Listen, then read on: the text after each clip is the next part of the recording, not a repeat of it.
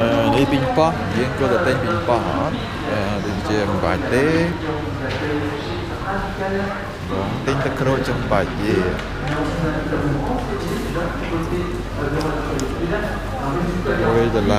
$1.90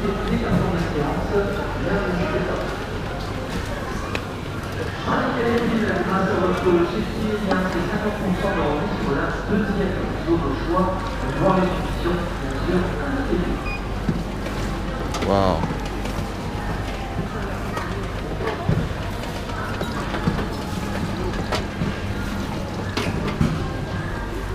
okay រួចរាល់មួយដបនេះតម្លៃប្រហែលជិត$2ទឹកក្រូចច្របាច់ភ្លាម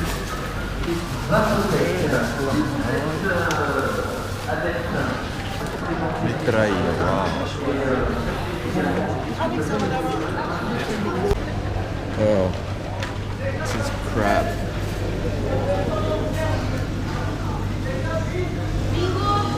wow this is oyster ទៅទិញអីទៀតជាអត់ហើយអូសាច់សា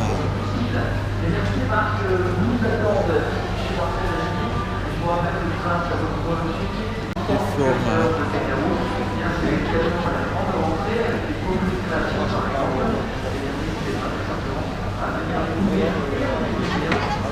Merci monsieur. Đây là anh lụa fromage.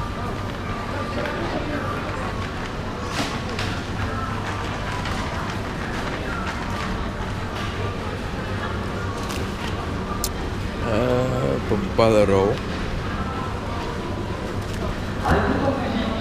fromage cheese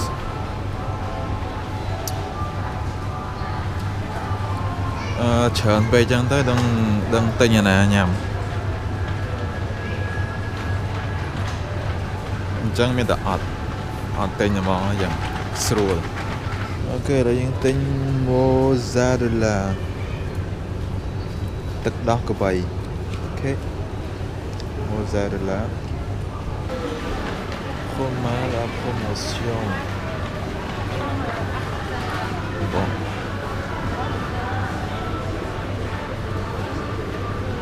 នេះបងគោប៉ុន្តែសាច់គោទៅអន្ទះមានហើយចឹងមិនតន់ទិញទេសាច់គោសាច់ជ្រូកនេះសាច់ជ្រូកសាច់គោទាំងអស់នេះសាច់មាន់កន្លែងនេះកន្លែងនំប៉័ងតែមើលទៅដូចជាអត់សូវមាននំប៉័ងច្រើនទេនៅផ្សារលើឃ្លាំងនេះប៉ុន្តែផ្សារលើឃ្លាំងនេះរៀងទូចដែរផ្សារនេះ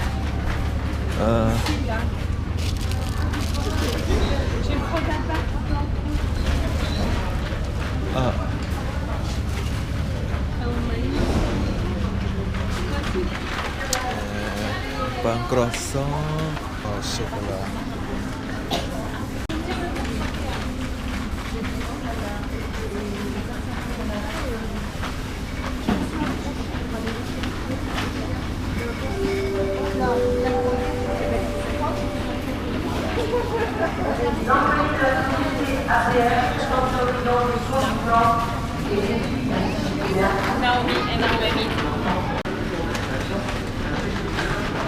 Ok, ឥឡូវវគ្គ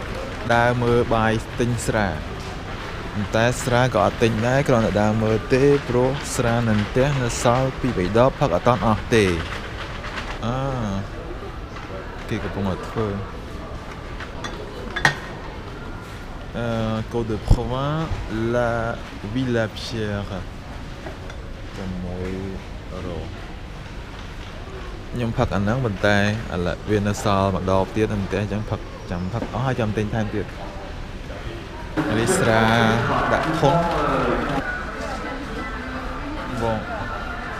ឥឡូវដូចជាអស់អីទិញទៀតហើយគឺមានតែទៅត្រឡប់ទៅវិញទៅគិតលុយthat is me គេឥឡូវអស់អីទិញហើយយើងត្រឡប់ទៅផ្ទះវិញទៅចេញទៅគិតលុយគេ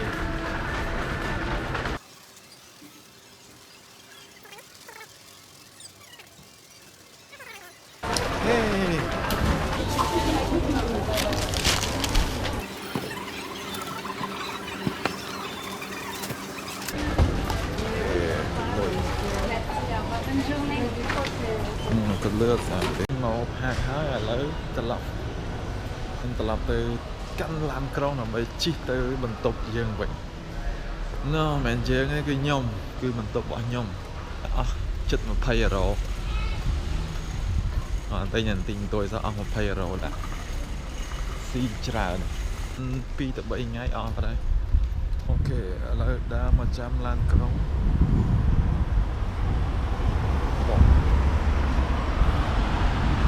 មករកដល់ចំណតហើយយើងចាំជិះឡានក្រុង T2 ដើម្បីទៅបន្ទប់នៅមន្ទីរពេទ្យខ្ញុំវិញអូខេឥឡូវចាំសិនបងចូលចាំឡានក្រុងយូរពេកញ៉ាំបដាសិន$2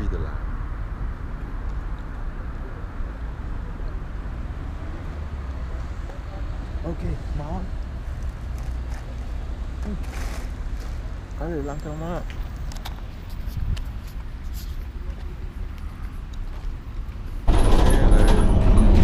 ឡានក្រុងជិះទៅបន្ទប់របស់ខ្ញុំវិញហើយនៅខាងមុខគឺមានស្រីស្អាតអង្គុយនៅខាងមុខឥឡូវយើងលួចថតគេខ្ញុំហើយនឹងជេចាហើយនឹងមានក្មេងពីរនាក់ស្រីខ្ញុំដើរទៅបន្ទប់ខ្ញុំវិញបងថ្ងៃនេះខ្ញុំយាមនៅពេទ្យអញ្ចឹងអត់ទាន់មានអីវះទេខ្ញុំមានអីវះគេទៅហៅខ្ញុំហើយអញ្ចឹងអត់អីទេថ្ងៃនេះស្រួលនេះគឺការងារនៅក្នុងបន្ទប់អូខេបង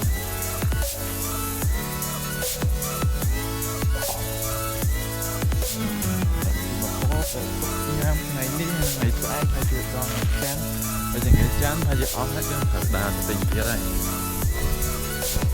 នោះដើរជិះឡានក្រុងហើយទៅមានផ្សារធំមួយទៀតហៅអូសាំងតែវានៅឆ្ងាយអូសាំង Carrefour មានតែអង្គតែម៉ាសេនឹងលើឃ្លាំងនៅចិត្តកន្លែងខ្ញុំហើយជិះទៅលឿនចឹងវាស្រួលឥឡូវមកដល់កន្លែងនៅវិញគេហៅថាអង្គតែណារបស់មន្ទីរពេទ្យមានកូនសិស្សពេទ្យដែលមកស្ដារនៅក្នុងមន្ទីរពេទ្យហ្នឹងនៅបន្ទប់របស់ខ្ញុំមួយនេះ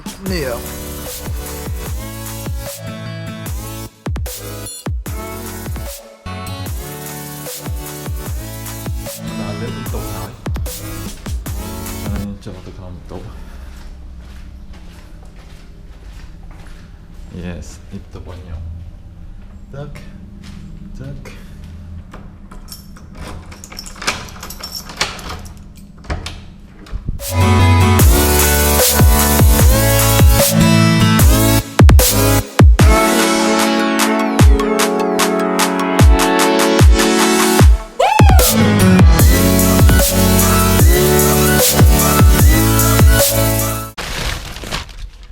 សាច់ចំបង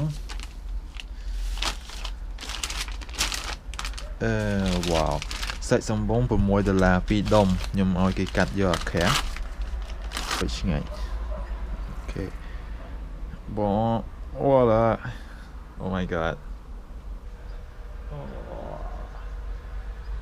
អត់ចេកមើលផ្លែ strawberry របស់ខ្ញុំ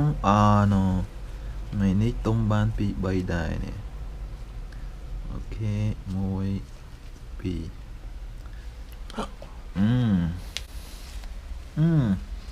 នេះបាន2ដែរនេះដូចជាមានមួយទៀតអូខេហើយវាបានថ្ងៃនេះបាន strawberry 3 4ផ្លែ5ផ្លែបង